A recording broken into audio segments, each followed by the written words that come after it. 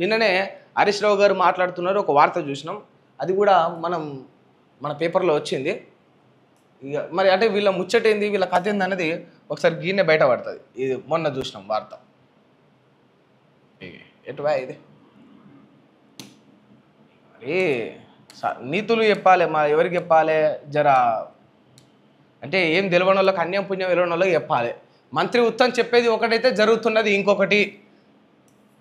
ఇది రైతు కటంక ప్రభుత్వం అని మాజీ మంత్రి బీఆర్ఎస్ నేత హరీష్ రావు కామెంట్ చేశారు. సిద్దిపేట జిల్లా నంగనూరు మండలం పాలమాకుల వడ్ల కొనుగోలు కేంద్రాన్ని సందర్శించిన హరీష్ రావు ఈ సందర్భంగా మాట్లాడుతూ కాంగ్రెస్ ప్రభుత్వంపై హాట్ కామెంట్స్ చేశారు. వడ్ల కొనుగోలులో కాంగ్రెస్ ప్రభుత్వం తీవ్ర నిర్లక్ష్యం ప్రదర్శిస్తుందని మండిపడ్డారు. అలాగే ఖమ్మం, నల్లగొండ, సూర్యాపేట వంటి జిల్లాల్లో ప్రభుత్వ ధాన్యం కొనుగోలు కేంద్రాలు ఏర్పాటు చేయకపోవడం వల్ల రైతులు దళారులకు అమ్ముకుంటున్నారు.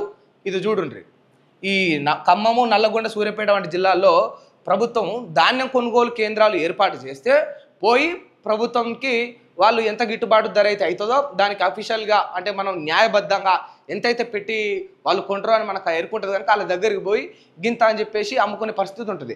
ప్రభుత్వం అక్కడ కొనుగోలు కేంద్రాలు పెట్టలే. ఇప్పుడు ఏం చేస్తున్నారు, వీళ్ళు దళారులకు అమ్ముకుంటున్నారు. క్వింటాల్కు 2320 రూపాయల మద్దతు ధర రావాల్సి ఉండగా దళారులకు 2000 రూపాయలకు, 2100కో, 2050 రూపాయలకో అమ్ముకునే పరిస్థితి.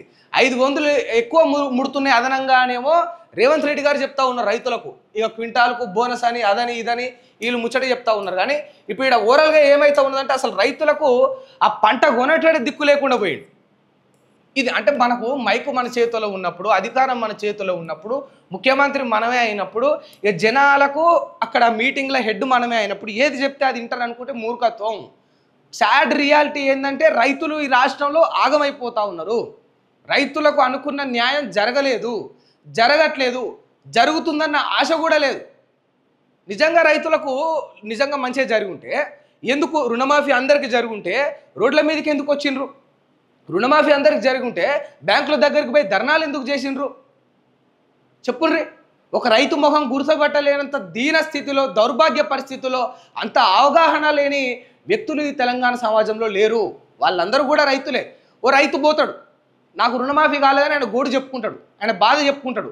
మరి వాడు రైతా కాదా అని ఎంక్వైరీ చేసి పాపం నిజంగా ఆయన రైతే అయితే ఆయన బాధ తీరుద్దామనే ఆలోచన కూడా వీళ్ళకేముండదు. సింపుల్ ఒకటే మాట, ఆడు బీఆర్ఎస్ కార్యకర్త రైతు ముసుగులో వచ్చి దొంగ ధర్నాలు చేస్తుండంటారు సింపుల్గా. ఇక రైతు కష్టము, ఆయన యొక్క ఆవేదన, ఆయన యొక్క బాధ వినటోడే ఉండడు, కరువైపోయిండు. వీళ్ళ రాజకీయ మనుగడ కోసం, లేకపోతే వీళ్ళ రాజకీయ కక్ష సాధింపుల కోసం, రాజకీయ పొలిటికల్ బూస్టింగ్ కోసం ఒక రైతు నాగం చేస్తూ ఉన్నారు. ఆదిలాబాద్ పోయి ఒక ఆయన విషం తాగిండు రైతు, నేరుగా బ్యాంకు దగ్గరికి పోయి. ఇక మీరేం చేసుకుంటారో చేసుకోకపోయి, ఈ రాష్ట్రంలో ఇంతమందికి అయి నాకే ఎందుకు కాలేదని ఆయన పోయిండు. అట్లా ఆయన లెక్క కొన్ని 100 మంది పోయిండ్రు.